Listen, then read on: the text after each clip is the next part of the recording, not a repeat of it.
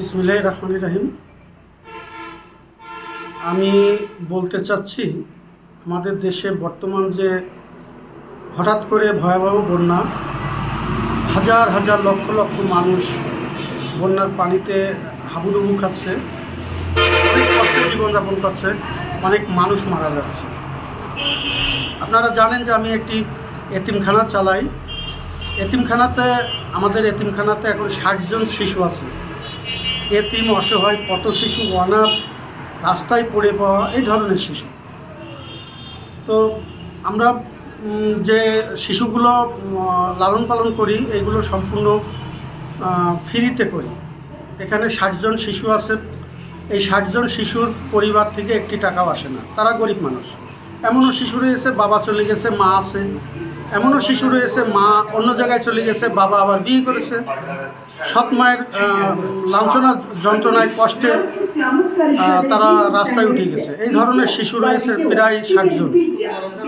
তো এই পরিবারের যে ব্যয়বহুল খরচ দ্রব্যমূল্যের ঊর্ধ্বগতি। তো আসলে আপনারা জানেন যে করোনাকালীন সময় আমি একটি ঘোষণা দিয়েছিলাম আমার এই পদক বিক্রি করার জন্য।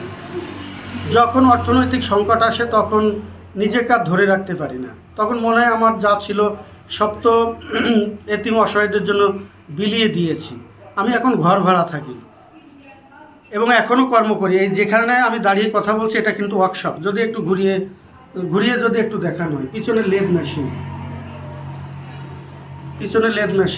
মেশিনটা যদি একটু ঘুরিয়ে দেখায়, এখানে রাত জেগে কাজ করি আমি। রাত 12টা, 1টা, 2টা, এমনও দিন কাজ করতে করতে, রাত্রে কাজ করতে করতে ভোর হয়ে যায়। তো সব মিলিয়ে শুধু অনুদানের পরে নির্ভর করে এই পরিবার চালানো খুব কষ্ট। আগের মতো অনুদান আসে না এখন। আপনারা জানেন হঠাৎ করে দেশের একটা পরিবর্তন হয়েছে,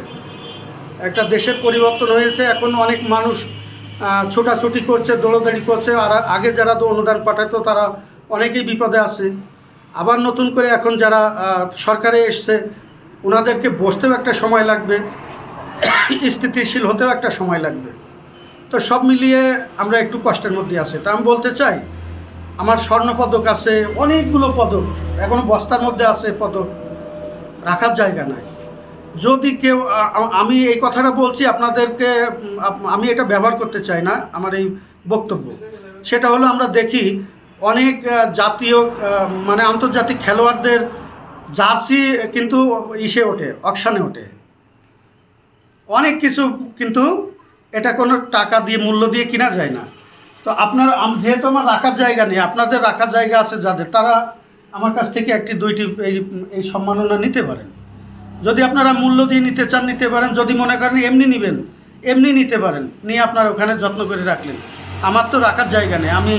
আমার যে ভিটেটা ছিল সেটা বিক্রি করে সেই অর্থ আমি এই সমাজসেবার কাজে ব্যয় করেছি, এতিমখানা করেছি। প্রথম যখন এতিমখানা করেছি তখন তো অনুদান আসতো না ঠিক মতো। তো এখন সবশেষে বলবো, আমার এই পদকগুলো দেখছেন না, আপনাদের কাছে থাকলে আরও যত্নে থাকবে। যদি আপনারা এর কোনো মূল্য দিয়ে নিতে চান নিতে পারেন আমার কাছ থেকে। 150-200 পদক আছে, সম্মাননা আছে, স্বর্ণ পদক আছে। এটা পূর্বে ঘোষণা দিয়েছিলাম। অনেক লেখালেখি, অনেক জাতীয় দৈনিক, অনেক মিডিয়া, সামাজিক যোগাযোগ মাধ্যম, ইউটিউব থেকে শুরু করে অনেকে প্রচার করেছিল। তাতে করে আমাকে বলেছিল কিছু মানুষ, যেগুলো আপনার সম্মান, যত্ন করে রাখেন। কিন্তু যত্ন করে রাখবো কোথায়? দেখেন গ্যারেজের মধ্যে। আমার তো ঘর নাই, বাড়ি নাই, মাদ্রাসায়ও রাখার জায়গা নেই। তো আমি একটা কথা বলবো সকলকে এগিয়ে আসার জন্য। আমরা প্রতিবার যখনই বন্যা আসে আপনাদের পাঠানো অর্থ, আমার শ্রমের টাকা, সম্মিলিত অর্থ দিয়ে আমরা অনেকবার বন্যা দুর্গত মানুষের পাশে দাঁড়িয়েছি। এবারও সেটা মিস হবে না। আগামী 2-1 দিনের মধ্যে, 1 সপ্তাহের মধ্যে শুকনো খাবার, স্যালাইন, ঔষধ, অন্যান্য সরঞ্জামাদি পাঠাবো।